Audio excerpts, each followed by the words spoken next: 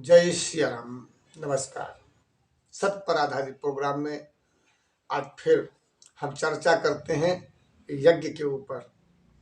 जी हाँ, यज्ञ। लोग कहते हैं कि अग्नि में घी डालने से क्या होता है। ये तो मूर्खों की कहानी है, गलत है।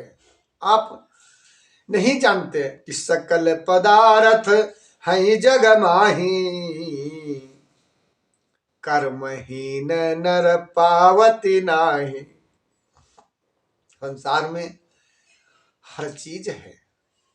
यज्ञ यज्ञ में क्या होता है, आपने देखा होगा कि आटा चावल दाल तेल तिलहन घी रबड़ी मक्खन मलाई आप खाते हो तो आपका शरीर पौष्टिक होता है। और इन्हीं चीजों में लुप्त एक ऐसा तत्व पाया जाता है जो हम देव ऋषि मुनियों ने इस पे संशोधन करके, कि आपने देखा होगा कि विश्वामित्र जी यज्ञ की रक्षा के लिए प्रभु श्री राम लक्ष्मण को लेने गए थे। क्यों? क्योंकि यज्ञ बड़ी महत्वपूर्ण चीज है। आप यज्ञ नहीं करते हैं तो इसका मतलब यज्ञ का कोई महत्व नहीं है। जैसे आप अग्नि में जब कोई भी लौंग डालते हो, ध्यान दीजिए, तो उस लौंग खाने से कितना तत्व है और अग्नि में डाल देंगे उससे ऑक्सीजन जो प्राण वायु है, प्राण वायु आप कहते हो कि प्राण ही वायु है, वायु ही प्राण है। ये श्वास जो रमता है ये वायु का विकार अगर हो जाए तो फेफड़े फूलने लगते हैं। अगर वायु ना मिले तो सब गड़बड़ हो जाएगा। आज वायु को शुद्ध करने के लिए अरबों खरबों धूप बत्तियां, ये किसके लिए हैं? क्या भगवान खाते हैं? क्या भगवान पीते हैं? नहीं। अरे उनके अंदर तो ऐसे ही सुगंध भरी रहती है, वो तो वैसे ही बड़े सुगंधित हैं। क्या वायु भगवान शुद्ध करते हैं? उन्हें उनसे मतलब क्या है? वो तो सकल ब्रह्मांड में व्याप्त हैं। उन्होंने तो, जैसे आप अपने घर में धूप बत्ती लगाते हो, ऐसे ही उन्होंने अपने इस भूलोक में जगह जगह पर कहीं तुलसा वृक्ष लगा दिया तो कहीं पीपल का लगा दिया, कहीं कहीं जो है तुम्हारे चांदनी का लगा दिया, कहीं बट वृक्ष लगा दिया। कहने का मतलब कहीं साल का वृक्ष लगा दिया। कहने का मतलब हमारे वो अपनी वो सुगंधित धूप बत्ती जो है वो जगह जगह पर लगाते हैं जिससे उनका वातावरण गंदा ना हो। जब मनुष्य उन वृक्षों को काटता है तो मजबूरी में वातावरण गंदा हो जाएगा, जिसमें आप ही शिकार हो जाएंगे। यज्ञ में कितनी चीजें पड़ती हैं? धूप दीप नैवेद्य मिष्ठान अनन्य प्रकार की जड़ी बूटियां देसी घी। ध्यान देने योग्य बात है, अनन्य प्रकार की जड़ी बूटियां पड़ती हैं जो अग्नि में डालने से उनके तत्व काफी प्रभावशाली हो जाते हैं। और उनको अगर पेट में डालोगे तो इतना प्रभाव नहीं वो बना पाएंगी जितना अग्नि में डालने से। हम संत समाज के लोगों ने इस चीज पर काफी विमर्श किया है। और जिस व्यक्ति को अगर यज्ञ से कुछ गलत लग रहा हो तो हमारे साथ साथ कर सकता है, हमारे परम विद्वानों से वो प्रसंग पूछ सकता है, हमारे वैज्ञानिकों से भी वो पूछ सकता है। तो यज्ञ का महत्व बहुत बड़ा है। इसी पर एक घटना सुनाते हैं, सत्य पर आधारित। यज्ञ चल रहा था। मैं जब यज्ञ करता हूं तो किसी को दिखाता नहीं हूं। आज हमारे देश के अंदर बड़ी विडंबना है। यज्ञ होता है तो लोग परिक्रमा करते हैं, यज्ञ होता है तो लोग जो है वहां मेला करते हैं, खुले में यज्ञ किया करते हैं। लेकिन मैं आपसे पूछना चाहता हूं, यदि आप भोजन करते हो तो क्या किसी को दिखा करके करते हो कि मोहल्ले वाले आओ और हम भोजन करने जा रहे हैं, इसको देखो?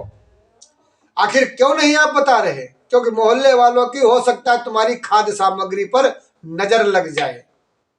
जी हाँ, इसी प्रकार मेरा भी मानना है, अपने प्रभु को जब हम खिला रहे हैं तो मैं वहां पर रुकने किसी को नहीं देता हूं। ऐसा ही वाक्य है। ये डायरेक्ट जो मुझे ज्ञान प्राप्त होता है, मैं अपना ज्ञान अपने माध्यम से लोगों को पहुंचा रहा हूं, गलती हो तो क्षमा करें। मैं अपना, जब भोजन आप किसी को नहीं दिखाकर करते हैं तो परमात्मा को जब भोजन खिला रहे हो तो उसको कैसे बताओगे देखो हम क्या क्या खिला रहे हैं? क्यों बता दे भाई? आप मेहनत करिए, तपस्या करिए, जो वो खा रहे हैं वो खुद बताएंगे, पुजारी वो फलानी चीज मुझे लेके आओ। यज्ञ चल रहा था, लोग बैठे थे, अचानक शक्ति का आगमन होता है। उन्होंने फटकार दिया, भागो यहां से, चलो। क्योंकि जब आदि शक्ति का हवन होता है, मेरा मानना है किसी घर में अगर हम हवन कर दें तो वो घर वीक हो जाएगा, क्योंकि शक्ति सीधे वार करती है। वो शक्ति, ये उस शक्ति के हम उपासक नहीं है जो दरवाजे से निकल करके आए।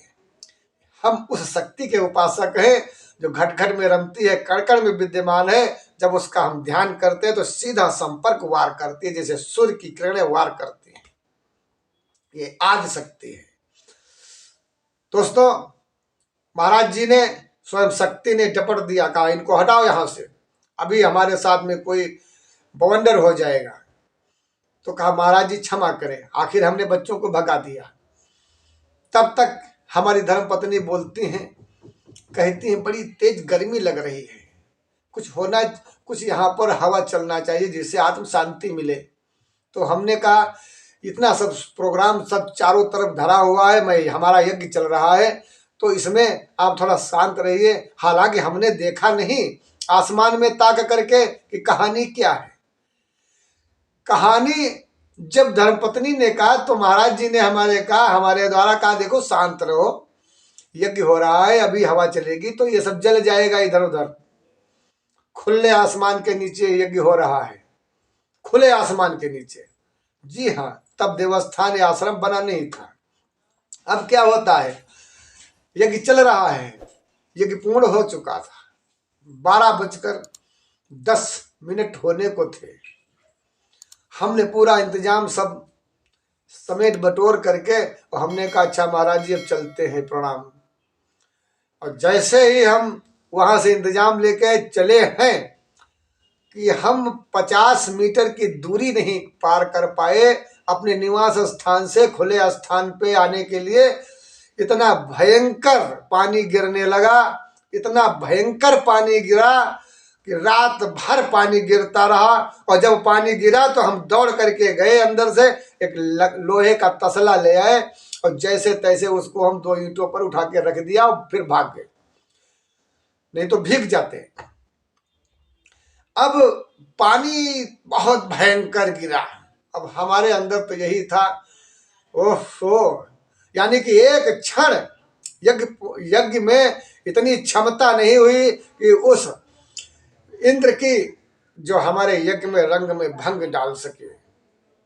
इतनी क्षमता नहीं प्रकृति के अंदर, किसी भी शैतान की, किसी भी देवता की, किसी भी कोई भी मेघ इंद्र हमारे हवन में, हमारे यज्ञ में रंग में भंग डाल सके। क्योंकि दुर्वासा ऋषि क्रोधी स्वभाव का है, ये सभी जानते हैं। पूरे विश्व के जितने भी ये सिद्धियां, शक्तियां, ये सभी जो है प्राणी हैं, सभी जानते हैं ये क्रोधी स्वभाव का है, इससे दूर ही रहो तो ठीक है।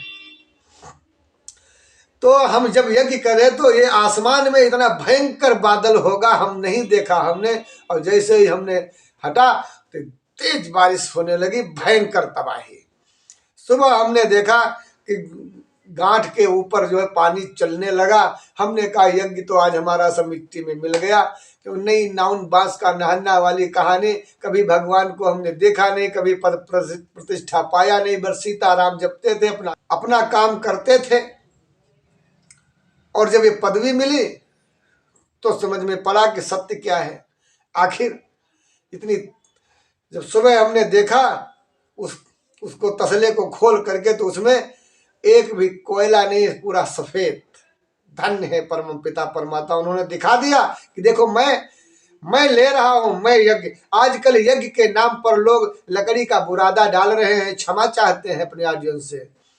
मैं किसी का अपमान नहीं करता हूं। आपको क्या लकड़ी खिलाई जाए कि आप खा लेंगे? आपको अगर कोई घास फूस खिलाया जाए तो क्या खा लेंगे? जब आप नहीं खा सकते हैं, जो चीज आप खा सकते हो वही अपने प्रभु को खिलाओ। प्रेम तो जब ही है, जो आपको अच्छा नहीं लगता वो प्रभु को कैसे अच्छा लगेगा। अगर देसी घी डालडा आप खिला रहे हो तो डालडा ही जैसा प्रभाव मिलेगा। अगर देसी घी अच्छा खिला रहे हो तो अच्छा प्रभाव मिलेगा। ये कड़वा सत्य है। बाजार के अंदर देखता हूँ कि लोग वहाँ कहते हैं वो 250 रुपये किलो वाला पूजा वाला घी दे दीजिए और खाने वाला 600 रुपये किलो घी। धन्य है परमात्मा, धन्य है तुम्हारी लीला। अब बताइए, भगवान को नकली खिलाओगे तो नकली भगवान के दर्शन होंगे या असली भगवान के दर्शन होंगे। मैं भूखा रहता हूँ लेकिन अपने भगवान को देसी घी खिलाता हूँ। मैं भूखा रहता हूँ, अपने भगवान को वही खिलाता हूँ जो लोग खाने को तरसते हैं, और मैं अपने प्रभु को खिलाता हूँ। सामग्री जब बनती है तो हमारे बच्चे देखते रहते हैं, गिर जाती है मुख में नहीं रखते हैं। छोटे छोटे बच्चे थे, मुख में नहीं रखते, वो उठा करके उसे रख देते थे। ये प्रभाव उस महाशक्ति का होता है।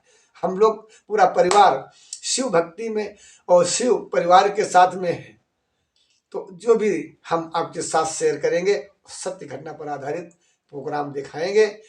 और कोई भी व्यक्ति यज्ञ अनुष्ठान के ऊपर उंगली ना उठाए। मानते हैं कुछ लोग इसका गलत उपयोग कर रहे हैं। हमने कहा अब इसका फायदा लोग ले लेंगे, कहेंगे यो यज्ञ करना है, हमको इतने पैसे चाहिए। भगवान पैसे नहीं लेता है। मेरा दावा है कि मैं कोई भी कार्य करता हूँ पैसे नहीं लेता हूँ। पहले काम करके दिखाओ, उसके बाद में खाना मिलेगा। तुम भगवान हो, मर नहीं जाओगे भूखे।